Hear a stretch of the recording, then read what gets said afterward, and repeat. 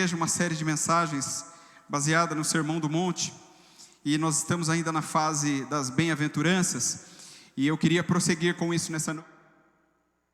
Nós estamos caminhando e aprendendo sobre isso, a profundidade disso, essa maravilha que é podermos estudar a palavra de Deus e conhecer aquilo que o Senhor tem para nós. Então, é um desafio grande para todos nós, aprendermos cada vez mais sobre o Sermão do Monte. É um grande desafio para nós, de fato. Mas eu tenho certeza que o Senhor vai nos capacitando para que a gente possa servir e cumprir o chamado dele para a nossa vida. Então, as bem-aventuranças são um grande desafio, mas o Senhor também nos capacita para que a gente possa cumprir o propósito para o qual ele tem nos chamado. Então, nós estamos caminhando pelas bem-aventuranças, já estamos indo aí com várias mensagens, e hoje eu quero estar com vocês falando sobre o versículo 8 de Mateus capítulo 5, o tema da minha meditação nessa noite é como está o seu coração. É uma pergunta a você. Nós estamos estudando uma série cujo título é O Reino Entre Nós, o Reino em Nós. Este é o reino de Deus que se manifesta em nossa vida. O versículo então, Mateus capítulo 5, versículo 8 diz: Bem-aventurados os puros de coração, pois verão a Deus. Amém? Vamos orar mais uma vez? Obrigado, Senhor, pela sua palavra. Obrigado por esse texto maravilhoso. Obrigado por esse tempo de adoração em sua presença. E agora, Deus, nós queremos que o Senhor fale conosco por meio deste texto. E que a tua palavra venha tocar, incomodar o nosso coração, fazer diferença em nossa vida. Nós ansiamos, Deus, pela transformação que o Senhor Jesus Cristo, por meio do seu Espírito, pode fazer em nós. E também através de nós. Nos abençoe e nos dirija, Pai, no entendimento da sua palavra, em nome de Jesus. Amém. Cada bem-aventurança tem uma promessa correspondente a ela, não é assim? Então se diz, bem-aventurados tais pessoas, e aí diz uma promessa sobre aquela bem-aventurança. E nesta aqui a promessa é de que os limpos ou os puros de coração, eles verão a Deus. E sem dúvida, quando a gente fala isso, a gente está falando aqui, gente, da essência da vida cristã. A gente está falando aqui do final da vida cristã, porque qual é o final da nossa vida, se não o desejo de ver a Deus, não é? Quando você partir dessa para uma melhor, e eu espero que você parta dessa para uma melhor mesmo, não é? E aí, qual é a primeira coisa que a gente quer ver? O rosto do Senhor, não é? A gente quer ver o nosso Salvador. Até tinha um hino que dizia isso: primeiro eu quero ver meu Salvador, sim, antes dos remidos ao redor. Então a ideia é ver o Senhor, nós queremos isso. E quem não deseja ver a Deus? Eu desejo, eu gostaria de ver a Deus, quero saber como Deus é. Só que ver a Deus não é uma coisa tão simples assim. O Antigo Testamento apresenta Deus como um ser santo. O Antigo Testamento apresenta Deus como um ser majestoso, um Deus tremendo, um ser transcendente, não é? Algo que vai além do entendimento humano, por vezes até misterioso demais e, de fato, intocável. Isso é muito interessante, não é? Você pensa que, por exemplo, a Arca da Aliança carregava não Deus, mas a presença de Deus, ela representava apenas a presença de Deus. Um dia, uma pessoa tentou apoiar a mão na arca para que ela não caísse numa caminhada, e ele foi fulminado do céu, apenas porque ele tocou na arca que representava a presença de Deus. Deus é um ser intocável. E, de forma muito esporádica no Antigo Testamento, Deus se revelou a algumas pessoas.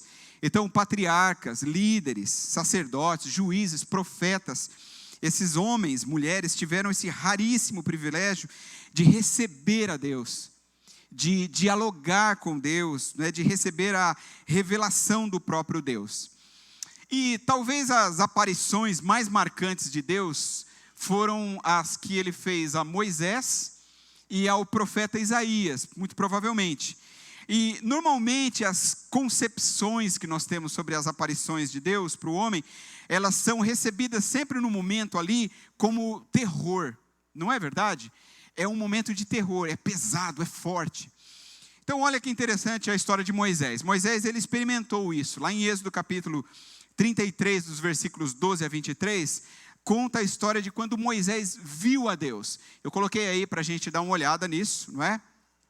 Então olha que coisa interessante. Diz assim o texto: Então disse Moisés: peço-te que me mostres a tua glória. Eu não vou pregar sobre esse texto, mas apenas para você ver como isso aconteceu.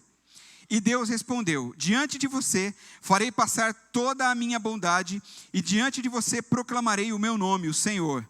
Terei misericórdia de quem eu quiser ter misericórdia, e terei compaixão de quem eu quiser ter compaixão. Bom, eu, se fosse Moisés, nessa hora eu já falava: deixa quieto, nem quero ver então, né? E acrescentou: você não poderá ver a minha face, porque ninguém poderá ver-me e continuar vivo. Aí que eu ia falar: deixa para lá, vamos falar de outra coisa, né? Esquece esse negócio aqui.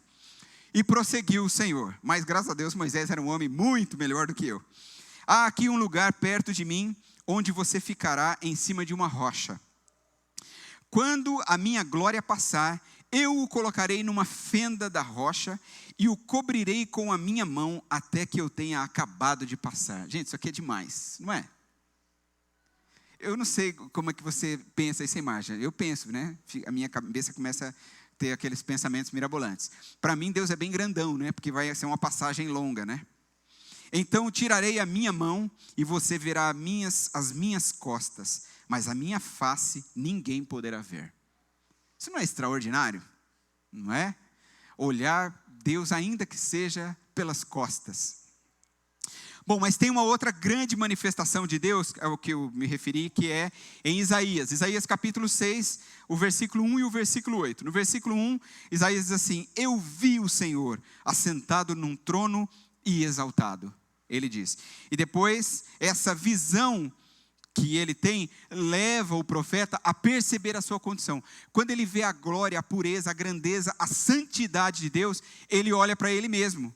E aí ele vê: meu Deus, era melhor que eu nem tivesse visto. É grande demais para mim. É insuportável. E aí ele diz: ai de mim, estou perdido, pois sou um homem de lábios impuros, e vivo no meio de um povo de lábios impuros. Os meus olhos viram o Rei, o Senhor dos Exércitos. Lembra-se que eu falei numa outra mensagem a respeito de que nós não temos nenhuma condição de nos salvarmos e nos apresentarmos na presença de Deus? É evidente, por causa do nosso pecado. Então, como a gente faz para entrar no céu? Simplesmente não faz, porque você não consegue. É porque Jesus morreu por nós, nos justificou. Ele nos purifica e Ele nos faz puros para entrarmos em sua presença. Então, por nós mesmos não daria. Veja que Isaías está num corpo humano aqui, pecador. E aí ele olha essa condição, ele vê o que ele não pode se aproximar desse Deus glorioso. Está entendendo isso? Então, esse negócio de ver Deus não é uma coisa tão simples assim, como a gente poderia pensar. Ver a Deus é como se fosse um misto de pavor e de fascínio, não é? Se Deus fala assim: ó, eu vou me revelar agora aqui a vocês. Qual era o seu sentimento? Curiosidade misturado com medo, não é? Era isso que ia acontecer com a gente. A gente ia ficar tremendo de medo e de ansiedade. O ser humano, ele é interessante porque o ser humano, ele se vê aniquilado, essa é a palavra, aniquilado por causa do seu pecado diante da pureza de Deus. E Deus alcança as pessoas através de uma misericórdia indescritível. Não há palavras que a gente possa expressar, porque Deus olha você além dos seus pecados. E aí Ele acaba purificando você e por sua grandiosa bondade, Ele purifica você dos seus pecados. Glória a Deus por isso, amém? Então nós caminhamos nesse pensamento de ver a Deus e percebemos que esse é um assunto complexo. Então quando nós olhamos para uma bem-aventurança que diz que os puros de coração verão a Deus, nós vemos que esse é um passo bem longo para a nossa compreensão e para a nossa vida prática cristã. Então eu queria falar primeiro um pouco sobre a ideia da pureza de coração.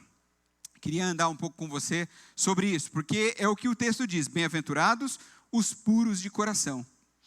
Então essa bem-aventurança a gente poderia chamar de a bem-aventurança dos esvaziados. Aquelas pessoas que elas têm uma alma transparente e elas acreditam mais em Deus do que nelas mesmas. São aquelas pessoas que dependem completamente de Deus, que entendem que a sua vida nada vale se Deus não estiver adiante delas. São aquelas pessoas que durante todo o dia entregam as suas ações, as suas palavras diante de Deus. São aquelas pessoas que nos momentos mais agudos, elas lançam toda a sua dor, o seu medo, a sua ansiedade sobre o Senhor. isso é uma espécie de esvaziamento. Então já vemos por aqui que não é um caminho simples. Um exemplo bíblico para a gente tentar compreender isso, está lá no Salmo 24. Os versículos 3, 4 e 5, tem uma amostra desse tipo de gente esvaziada, que eu estou dizendo aqui, que agrada o coração de Deus. Lá diz assim: quem poderá subir ao monte do Senhor? A ideia é assim, quem pode se aproximar da santidade de Deus, não é? Quem poderá entrar no seu santo lugar? Pense que o israelita tinha a percepção do templo como local santo. Isso para nós hoje não faz mais sentido, não é? Faz sentido no estudo, mas não faz sentido na vida prática, porque cada um de nós somos templo do Espírito Santo, não é isso? E o Senhor habita em nós. Nós entendemos que esse aqui é um lugar importante, que deve ser respeitado, mas é um prédio comum como qualquer um outro, não é? Mas essa ideia de santidade é a ideia da aproximação de Deus. Então ele diz: quem poderá subir ao monte do Senhor e quem poderá entrar no santo lugar? Aquele que tem as mãos limpas e o coração puro, que não recorre aos ídolos e nem jura por deuses falsos. Ele receberá bênçãos do Senhor e Deus, o seu Salvador, lhe fará justiça. Então, os puros de coração são aquelas pessoas que choram pelos seus pecados e agora, entendendo o perdão de Deus, elas usufruem desse perdão. Elas sabem que são pecadoras e que amanhã ou depois elas vão deslizar novamente. Mas elas caminham seguras de que o Senhor está cuidando delas e olhando por elas. Elas estão agora em paz com Deus porque as suas consciências já foram tranquilizadas pela graça de Jesus. Elas não carregam mais o peso na consciência de o pecador perdido que vai em direção à perdição eterna, ao inferno. Elas sabem que agora elas estão seguras em Cristo. E elas podem viver a sua vida em paz, sabendo que mesmo em meio aos tropeços, o Senhor continua estendendo as suas mãos. Hein? Não se preocupe, viu, Marta? O que ele está fazendo aí, ele falou amém, aleluia, né? Tá bom? Os puros de coração, eles, por exemplo, eles não tocam trombetas, não é como usamos um termo aqui de Jesus com os fariseus, para anunciar, né, como esses fariseus, os atos de bondade que eles têm para com os necessitados. Os puros de coração, eles não jejuam e ficam com aquela cara de desnutrido, né? Para mostrar para os outros o quão espirituais eles são. Não, eu estou jejuando, né? Então, para se mostrar espiritual, não é? Eles não dizem, por exemplo, qual é o valor do seu dízimo, da sua contribuição financeira na igreja, porque eles não querem para ficar se mostrando, né, de que o quão prósperos eles são. Eles não têm interesse nesse tipo de coisa. Eles não ficam, por exemplo, usando os seus dons, os seus talentos, para se aparecerem diante dos demais, para mostrar o quão espirituais, o quão bons eles são naquilo que eles fazem. Os puros de coração, eles não ficam levantando as mãos no templo, só para mostrar que são mais adoradores do que os outros. São atos que nós fazemos, todos nós fazemos. A questão é a inclinação do nosso coração nestes atos que nós processamos. Então, a gente precisaria pensar sobre pureza, olhando um pouco para trás na história e nos lembrarmos assim, olha, qual era a proposta inicial de Deus? Lembre-se que quando Deus criou Adão e Eva, Ele fez este casal, este homem, essa mulher, puros, num estado de inocência, não é? E aí, lembra-se que Deus vinha todo dia às 17 horas, conversar com eles ali no finalzinho da tarde, bater um papo com eles, tomar um suco de maracujá, não precisava, que eles já eram calmos, né? Tomar um suco ali, né? Ficar tranquilo, bater um papo, sentava à mesa com eles e trocava uma ideia ali, numa amizade, um relacionamento íntimo entre Deus e o homem. E é interessante que o homem se apresentava, e a mulher também, nu, fisicamente nu, diante de Deus, e estava tudo certo, estava tudo bem, sem nenhum problema. Essa ideia da nudez, ela demonstra aqui, no caso, a pureza do coração do homem no relacionamento com o seu Senhor. Isso é muito interessante. Mas quando eles comeram do fruto proibido, os dois pecaram, porque eles fizeram exatamente aquilo que Deus falou para não fazer. Deus falou, pode fazer tudo menos isso. Eles fizeram exatamente aquilo que não era para fazer. Então agora, observe o que é que diz o texto. Gênesis capítulo 3, versículo 7. Os olhos dos dois se abriram e perceberam que estavam nus. E então juntaram folhas de figueira para cobrir-se. Você entende isso? A vergonha da nudez não era porque estavam... Talvez você nunca parou para pensar nisso. A vergonha da nudez não é porque estavam nus um diante do outro, mas porque estavam nus diante de Deus. Não sei se você já parou para pensar nisso. Então, eles não precisaram de um evangelista, porque nem tinha isso na época, para convencê-los de que agora eles eram pecadores, e portanto agora eles eram inaceitáveis diante dos olhos de Deus. Isso não é interessante para você pensar? Não precisou ninguém dizer isso para eles. A própria condição deles fez com que percebessem que agora eles haviam quebrado o relacionamento com o seu próprio Criador. E Deus é um Deus santo. E agora eles não tinham mais essa pureza, essa santidade que Deus havia colocado neles. Os puros de coração, eles estão cheios de motivação verdadeira, eles estão cheios de integridade, eles estão cheios de sinceridade. Não é perfeição, é autenticidade, não é? A gente deve viver em busca da perfeição, esse é um preceito bíblico. Mas Deus sabe que a gente é pecador. Então a proposta para nós, a maneira de pensar isso ou de processar isso tem que ser diferente. Não se espera que você seja perfeito, porque você não vai alcançar isso, porque a gente é pecador. Espera-se que você seja autêntico. Autêntico é reconhecer os erros, reconhecer a minha falência espiritual, as minhas fraquezas, e me derramar diante de Deus, falar: Senhor, me perdoe, me ajude, eu preciso vencer isso. Então essas pessoas, elas são tão transparentes que o seu interior, é como se o seu interior pudesse ser visto por qualquer um a olho nu. As pessoas olham e dizem assim: essa é uma pessoa íntegra. Pode contar para ele é confiável. Pode falar com ela, é uma pessoa confiável. Essa é uma pessoa que eu confio. Não, a gente não assinou nada, mas isso aqui esse é uma pessoa de caráter. Sabe como é? Aquela pessoa com a qual você tem um pleno relacionamento e você pode ter a certeza de que essa pessoa é uma pessoa verdadeira. Eu coloquei uma frase para explicar isso. Então, verdade, sinceridade e integridade são as características mais evidentes das pessoas que são puras de coração. Verdade, sinceridade e integridade. Bom, agora a gente precisa então subir mais um degrau, né? Eu tenho feito isso a cada domingo, das bem-aventuranças. Então você deve se lembrar que elas existem para nos levar a sermos cada vez mais parecidos com Cristo. Para isso é que servem as bem-aventuranças. Então, toda vez que alguém falar com você sobre as bem-aventuranças e você pensar: para que Jesus falou isso? Se você não lembrar de outras coisas, lembre-se disso. É para fazer com que eu fique mais parecido com Ele. É por isso que Jesus nos ensinou isso. Então, eu tenho sempre essa mania de usar palavras que vão se parecendo, né? Então, o primeiro degrau é o da admissão da necessidade de um Salvador. Diz: bem-aventurados os pobres em espírito, dizia a primeira bem-aventurança. O segundo degrau é o da contrição, ou seja, a tristeza pelo reconhecimento dos erros que eu cometo, que vem de um coração que está realmente arrependido diante de Deus. É quando Jesus diz: bem-aventurados os que choram. O terceiro degrau é o que eu chamo aí de anulação, que é essa transformação que só acontece quando nós admitimos a nossa fraqueza diante de Deus, e que todo o poder que a gente precisa vem do Senhor, bem como essa humildade de reconhecer o valor do outro, do próximo. É quando Jesus diz: bem-aventurados os humildes ou mansos, não é? O quarto degrau é o da decisão, de você compreender e cooperar com aquilo que Deus está fazendo no mundo, porque Deus está fazendo. E entender essa perfeita justiça de Deus, que trabalha em mim, trabalha em você e trabalha em todo mundo. É quando Jesus diz: bem-aventurados os que têm fome e sede de justiça.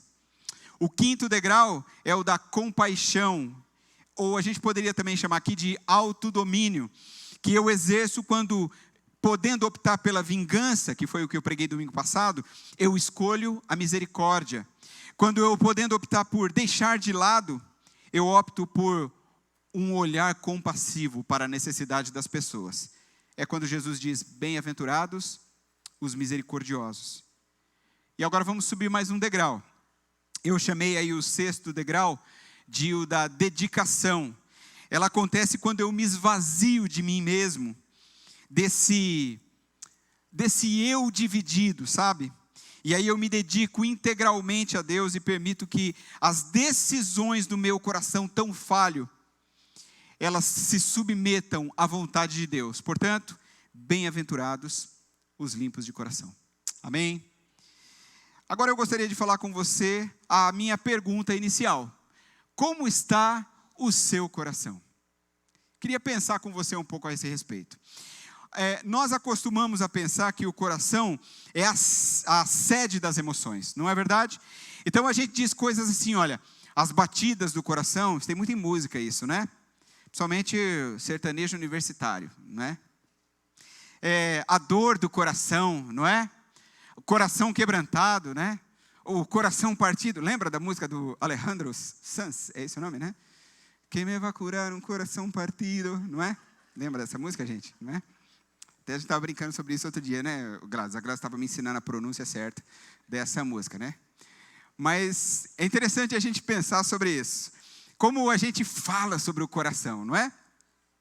Mas quando Jesus disse assim, bem-aventurados os puros de coração, ele estava falando num contexto diferente desse. Então, para os seus ouvintes, o coração é a totalidade do homem. É o mais profundo do ser, é onde está o controle da vida. Essa é a maneira de pensar das pessoas que ouvem Jesus. Porque lá na mentalidade hebraica mesmo, o coração é o lugar para onde convergem todas as emoções, a sabedoria, não é? Até mesmo os preconceitos. Tudo se move pelo coração. Há uma palavra de Salomão, que está no Antigo Testamento, né, dentro dessa mentalidade, que nos leva por esse norte. Né? Provérbios 4, 23 diz, acima de tudo guarde o seu coração, tá vendo? Pois dele depende toda a sua vida. Está entendendo? Olha o que Salomão está dizendo. Então Jesus ele fala para a gente sobre o tipo de coração que a gente precisa ter. E o tipo de coração que nós devemos evitar. É interessante que ele orienta que as atitudes más, né, as más ações, os maus pensamentos, eles levantam dúvidas sobre a condição do nosso coração. Jesus vai falar algo muito interessante sobre isso. Lá em Mateus, olha esse texto. Mateus 15, 18 e 19. Jesus diz assim, olha, mas as coisas que saem da boca vêm do coração, e são essas que tornam o homem impuro. Ou seja, o que sai do seu coração é que te torna impuro. Pois do coração saem os maus pensamentos, os homicídios, os adultérios, as imoralidades sexuais, os roubos, os falsos testemunhos e as calúnias. Está vendo? Jesus está mostrando que essas coisas, elas estão lastreadas, né? elas vêm de dentro do nosso coração. Essa dúvida implantada pelo pecado, esse desejo de fazer o que é mal, que está dentro da gente. Jeremias também escreveu algo interessante sobre isso, lá em Jeremias 17, 9, ele diz assim, o coração é mais enganoso que qualquer outra coisa, e sua doença é incurável. Eu acho esse versículo sensacional. Quem é capaz de compreendê-lo, é como se ele estivesse dizendo o seguinte, olha, não confie no seu coração, ninguém consegue entender o seu coração, nem você mesmo. Então, o seu coração é indecifrável, as suas atitudes são loucas, não é? Às vezes a gente não age pela paixão, movido pela paixão. Quantas vezes a gente não fez isso? Movido pela paixão, a gente comprou um que não deveria comprar, não é? Movido pela paixão, a gente se envolveu num relacionamento que jamais deveria ter se envolvido, estava apaixonado, não é? Estava louco, enlouqueceu o coração. Então as pessoas são assim, nós somos assim. Então o problema não está nas coisas, o problema não está nas circunstâncias ao nosso redor, como disseram os pensadores ao longo da história. Porque esse é o caminho dos pensadores, não é? Você quer ver uma coisa errada? Penso, logo existo. Está errado. Você é fruto da criação de Deus. Você é resultado da vontade de Deus. Você vive debaixo do propósito de Deus. Você está no mundo porque Deus permitiu que você estivesse. Penso, logo existo, é o extremo contrário do não sou mais eu quem vive, mas é Cristo quem vive em mim. Não é? E tantas outras coisas que a gente poderia dizer. Então o problema nasce a partir do coração do homem. Quer ver outra enganação? Você é produto do meio. Isso não é verdade. Você não é produto do meio, você é nascido de Cristo. Jesus Cristo escolheu que você estivesse aqui. O Senhor tem um propósito para a sua vida. Se você tem a opção de viver com Cristo, e não importa o quão horrível seja o lugar onde você vive, você pode ter a sua vida transformada. Ora, nós poderíamos dar exemplos de pessoas aqui do nosso meio mesmo, que talvez vieram de contextos culturais, contextos familiares horríveis, e que tiveram a sua vida transformada e construíram uma nova história a partir do seu relacionamento com o Senhor e a decisão de seguir a vontade de Deus. Então você não é o que as pessoas dizem que você é. Você é um filho amado de Deus. Amém? Então, segundo a Bíblia, o coração é o centro da vida espiritual. É por isso que o estado do coração é tão importante. A pergunta então para nós é: como está o seu coração? Então eu queria submeter agora o seu coração, o meu coração, o nosso coração a um teste. E aí você coloca um medidor aí no seu coração e responda as perguntas que eu vou fazer a você aqui agora. Veja só. Se alguém grita com você, você grita também e o agride com as suas palavras? Isso depende de como está o seu coração. Se a sua agenda de atividades está apertada e você percebe que está difícil de cumprir todos os seus compromissos, você perde a calma ou você procura cumprir a sua agenda da maneira mais adequada possível, eliminando ou delegando aquilo que não pode fazer e se concentrando naquilo que é prioritário? Acredite, isso também depende de como está o seu coração. Quando convidam você para participar de uma fofoca, temperada aí com uma pitada de calúnia, de maldade, você rejeita o convite ou você corre para ouvir e passa isso adiante? Isso depende de como está o seu coração. Quando algo ruim acontece a você, o seu desejo qual é? O de vingança ou é o de agir com misericórdia e perdão? Isso depende de como está o seu coração. Está vendo? Quando a gente traz para a nossa própria vida, como é pesado, como é difícil. Então o estado do seu coração determina se você abriga um ressentimento ou se você dá graças por tudo, inclusive nas aflições. Porque essa é a vida do cristão. Acabamos de cantar isso. Sou feliz com Jesus, meu Senhor, mesmo que as circunstâncias sejam adversas. Aliás, essa é a história do compositor do hino, não é? O Spafford. Ele conta exatamente isso, que quando a sua família morreu num naufrágio, e quando ele recebeu essa notícia dessa morte, sua esposa e sua filha, ou suas filhas, morreram no naufrágio. E aí então ele, movido por um sentimento de dor e tristeza, ele compôs esse hino: sou feliz com Jesus, meu Senhor. É exatamente isso. Então, como é? Você busca autocomiseração ou você se apega na dependência com Cristo quando você está em meio a circunstâncias adversas? Você confia no seu próprio potencial ou você se apega à misericórdia de Deus? Então, todas essas coisas estão relacionadas a esse entendimento a respeito dos sentimentos, os sentimentos do nosso coração. Então, talvez agora, depois de tudo, você consiga compreender melhor o significado do provérbio bíblico que já citamos, e eu reescrevi ele aí, Provérbios 4:23, que diz: acima de tudo, guarde o seu coração, pois dele depende toda a sua vida. Acho que agora a gente entende muito melhor esse versículo, não é? Então agora eu quero fazer a você um desafio em forma de uma afirmação. Transforme sua vida mudando seu coração. Então, por diversas vezes, Jesus ensinou que a transformação de uma pessoa começa sempre de dentro para fora. Muitas vezes Jesus falou isso. Então, eu trouxe aqui alguns exemplos, só para citar para vocês, tá? Por exemplo, certa vez Jesus falou lá em Lucas 6, que não existem árvores boas que produzem frutos maus, e nem árvores más que produzem frutos bons. Não é? Por exemplo, lá em Marcos 7, Jesus disse assim, que o bem e o mal que vem das pessoas são provenientes do seu coração. Está vendo? Palavras de Jesus. Ou, por exemplo, em Mateus 23, Jesus fala assim, olha, que nós não devemos limpar o exterior do copo, e sim o interior, porque somente assim o exterior também ficará realmente limpo. Essas são metáforas de Jesus para nos ensinar sobre o processo para a transformação, os passos iniciais para uma mudança de vida.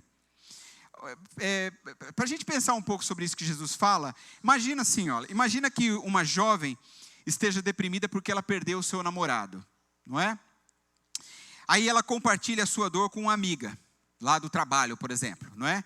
E aí essa amiga propõe para ela, assim, amiga, deixa esse negócio para lá, bola para frente, vida que segue, vamos para o shopping e vamos tomar um banho de loja, vamos gastar, né, e vamos curtir a vida que você merece. Então a gente vai lá e compra tudo que você quiser, compra roupa, compra joia, né, vamos comer junto, arrebenta de comer, não é? Vamos comer hambúrguer e vamos chupar sorvete, né, à vontade, e vamos afogar essas mágoas aí, não é? Imagina, por exemplo, uma outra situação, um marido que se envolve num romance extraconjugal, e agora ele tem um sentimento de culpa maior do que esse desejo ardente que ele teve por aquela mulher, não é? Então ele desejou tanto ela, mas agora ele está tão arrependido do que ele fez, né? Ou tão ressentido, sei lá, pelo que ele fez, sofrendo com aquilo, que agora a repulsa que ele tem é do mesmo tamanho do desejo que ele tinha antes. Aí ele compartilha essa luta que ele está passando aí com um colega de trabalho, e aí o colega diz para ele o seguinte: cara, muda de convivência, sai para esse núcleo de convivência, ligue-se aí a outras pessoas, né, para você não ficar carregando esse sentimento de culpa. Então, imagina o seguinte, tanto aquela jovem como estava deprimida no meu primeiro exemplo, né, pela perda do namorado, ela vai perceber muito rapidamente que esse banho de loja que ela teve só empurrou para frente a sua depressão.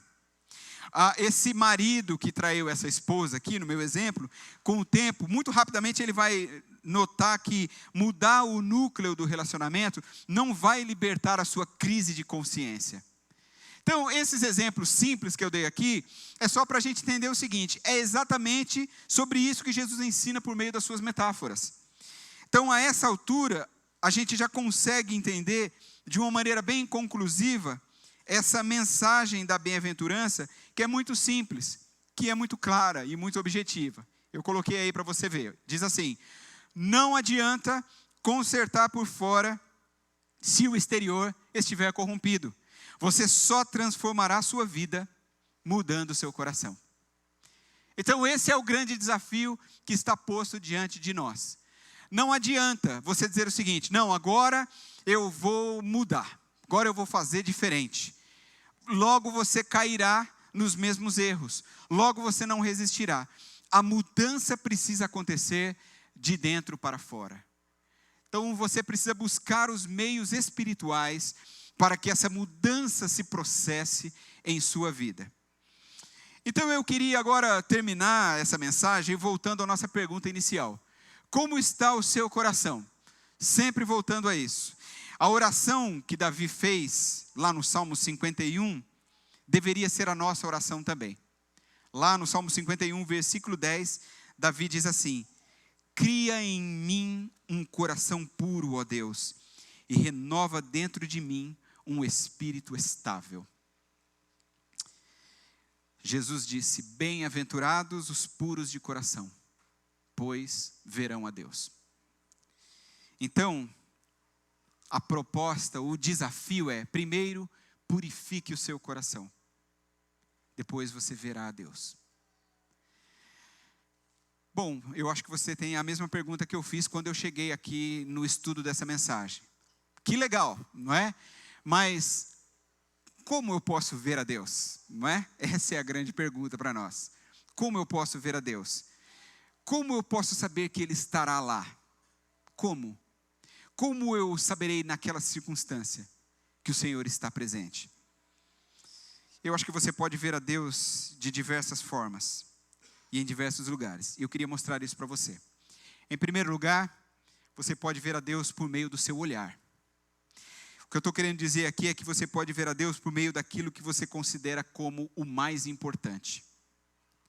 É assim, olha, para onde estão mirados os seus olhos? Para onde você está olhando? Pense sobre isso. Onde estão os seus olhos hoje? Nesses dias que você tem vivido, onde está focado o seu olhar? O nosso olhar diz tudo, não é? Para onde estão focados os seus olhos? Olha que interessante. Talvez algumas pessoas podem entrar num templo muito bonito. Um exemplo, né? Por exemplo, assim, as pessoas podem entrar numa igreja, num templo muito bonito, e olhar e dizer assim: oh, que grande templo. Talvez pessoas vão entrar neste mesmo templo e elas vão dizer assim: que grande Cristo. Talvez você veio essa noite aqui e você olhou a equipe de louvor tocando e falou assim: cara, arrasaram. Mas talvez você olhou e você disse assim: o Senhor está falando comigo por meio dessas canções. É a nossa percepção, é o nosso olhar. Para onde nós estamos olhando?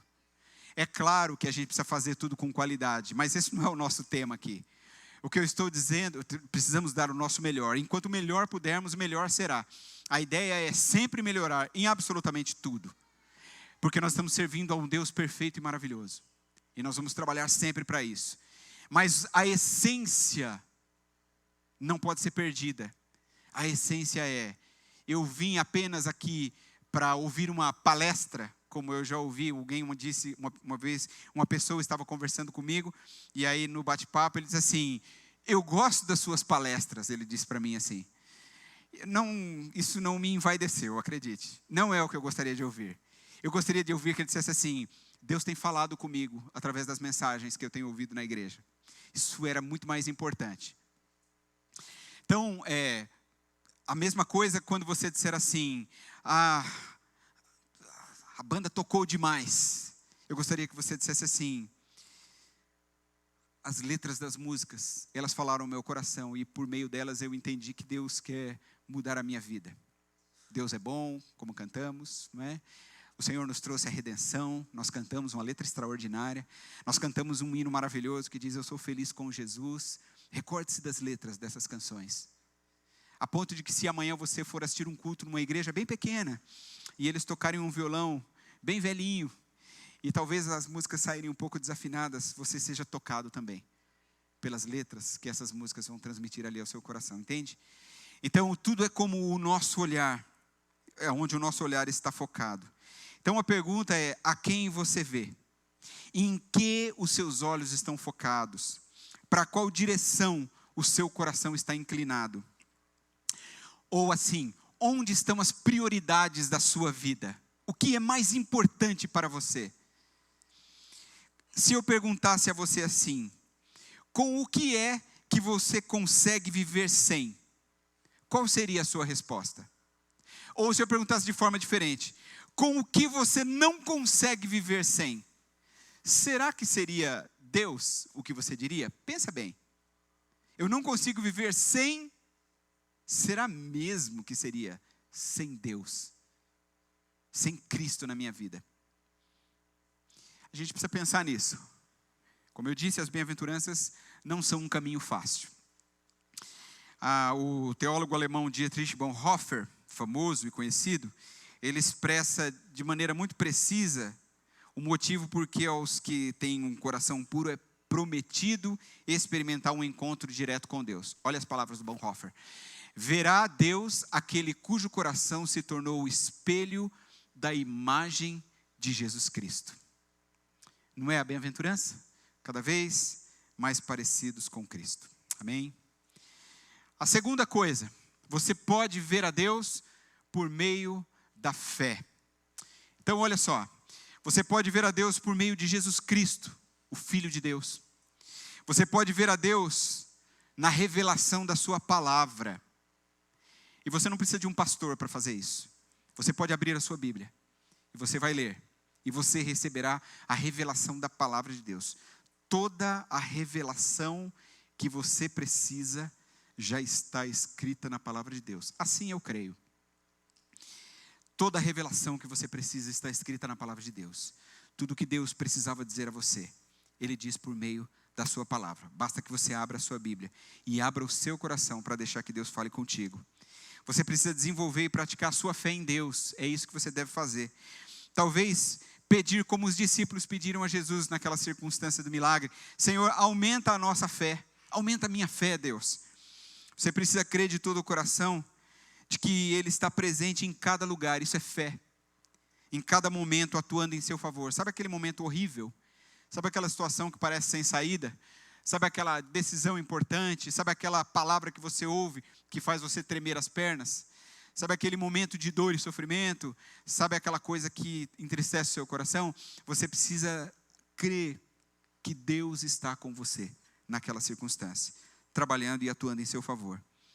Finalmente você precisa crer numa visão futura, de que um dia você verá Deus em toda a sua plenitude. Acreditar que um dia, quando você fechar os olhos, acreditar de todo o seu coração, que um dia, quando você fechar os olhos neste mundo, num piscar de olhos, você abrirá os seus olhos na eternidade, na presença do Senhor, e você o contemplará face a face. No capítulo da Galeria dos Heróis da Fé, em Hebreus capítulo 11, onde nós aprendemos com as impressionantes histórias dos servos e servas de Deus, que confiaram, a ponto de entregar as suas vidas ao Senhor, como entregaram.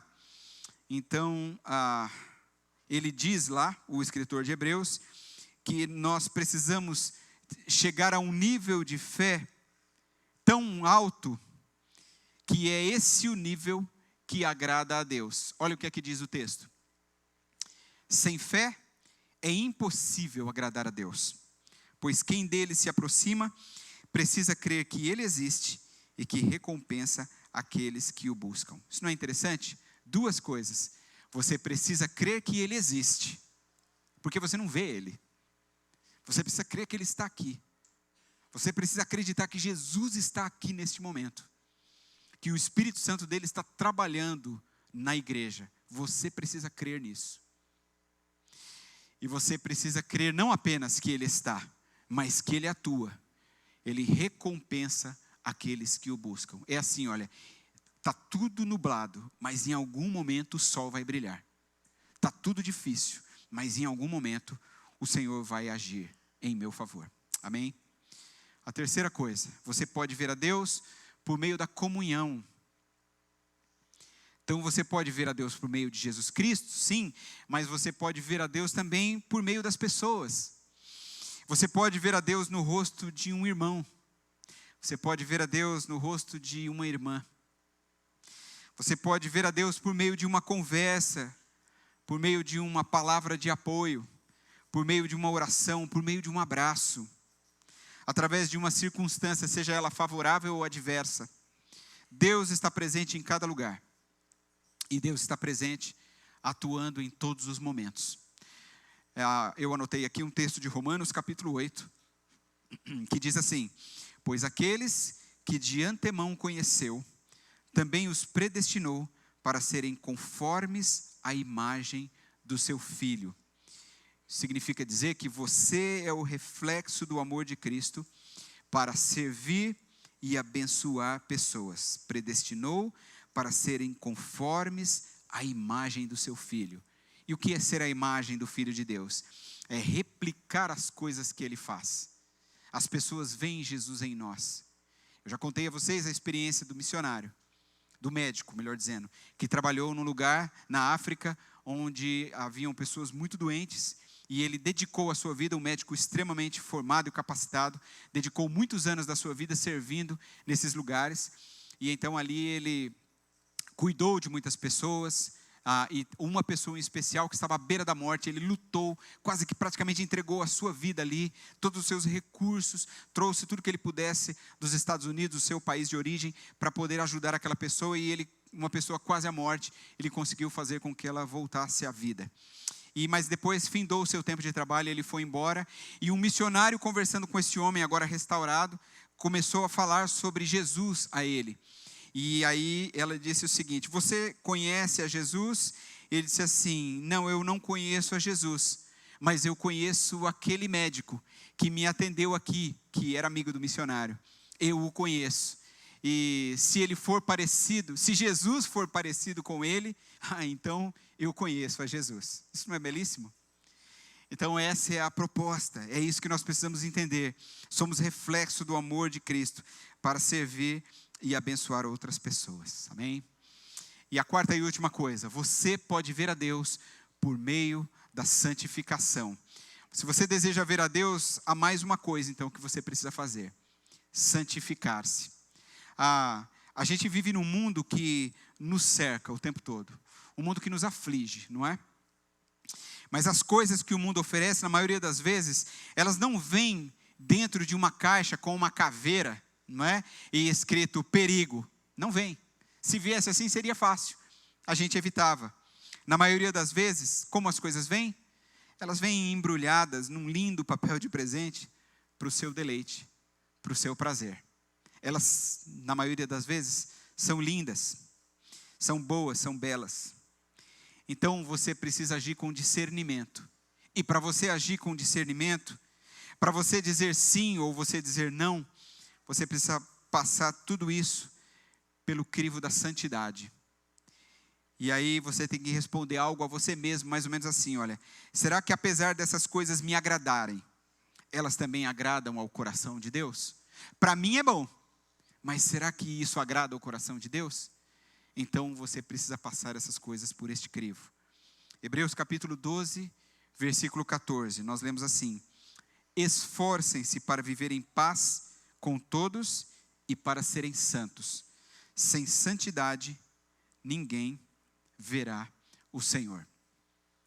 Ser santo é ser separado. Então, num primeiro momento, isso parece para a gente uma prisão, não é? Mas é exatamente o contrário isso aqui. Isso aqui é a possibilidade de você não ceder às inclinações do nosso coração enganoso. É você estar livre para servir ao Senhor, sem medo das terríveis consequências que o pecado nos traz. Então, não é uma prisão. Talvez você ache, não é, que esse negócio de santidade, de ser santo, eu estou te convidando a ser preso. Crente não pode fazer nada, né? Acho que já ouviu isso, né? Crente não pode fazer nada, né? Se fizer errado, ainda vai para o inferno ainda, né? Mas isso não tem nada a ver com o cristianismo, a vida com Deus. Santidade é escolher. Eu poderia fazer tudo o que o mundo oferece, mas eu escolho Cristo na minha vida. Eu escolho fazer a vontade do Senhor. Isso vai exigir algum sacrifício? Sim, claro, evidentemente que sim. Mas tudo que nós precisamos fazer para uma mudança, sempre exige um sacrifício de nós. Então Deus está nos chamando para esse tipo de vida. Naquele texto sublime do amor escrito por Paulo na carta aos Coríntios, a gente pode entender um pouco mais do que será a grandeza de um dia poder ver a Deus face a face. E é com esse texto que eu quero terminar. Agora, pois, vemos apenas um reflexo obscuro, como em espelho, mas então veremos face a face. Agora conheço em parte, então conhecerei plenamente, da mesma forma como sou plenamente conhecido. A pergunta é: você quer conhecer a Deus? Você quer ver a Deus? Então responda ao seu próprio coração, ou pergunte ao seu próprio coração: como vai, coração? Como você está? Como vai a minha vida? Então eu quero desafiar você a cantar conosco nesse momento a canção que nós vamos cantar, que ela diz para nos derramarmos diante do Senhor, declararmos ao Senhor a nossa vida, as nossas falhas, os nossos pecados, e dizer: Senhor, transforma o meu coração, muda, Senhor, a minha vida. Vamos ficar em pé, vamos orar. Obrigado, Senhor, por essa noite. Obrigado pela sua palavra. Transforma, Deus, o nosso coração. Transforma a nossa realidade. Coloca-nos dentro da tua vontade. Faça com que possamos provar da tua misericórdia sobre nós. Ajuda-nos a entender aquilo que o Senhor tem para nós. Molda o nosso coração, que a gente possa buscar a santidade, nós possamos buscar a pureza do nosso coração. Nós queremos ver o Senhor. Nós queremos ver o Senhor na eternidade. Mas nós queremos ver o Senhor da maneira como podemos aqui agora, por meio das pessoas, por meio do olhar que nós temos, por meio das prioridades que temos, por meio da vida ofertada ao Senhor. Trabalhe em nós, Pai, através de nós. Que o Senhor opere transformações aqui. Talvez hajam pessoas aqui nessa noite que precisam ter um encontro pessoal com Jesus, entregar a sua vida a Jesus. Que elas possam fazer isso nessa noite. Que elas possam arrepender-se dos seus pecados, entregar a sua vida a Jesus e começar uma nova caminhada. Talvez também hajam pessoas aqui, Deus, que estão longe do Senhor e querem voltar. Que essa seja a noite da sua transformação. Que o Senhor mude corações, em nome de Jesus. Amém.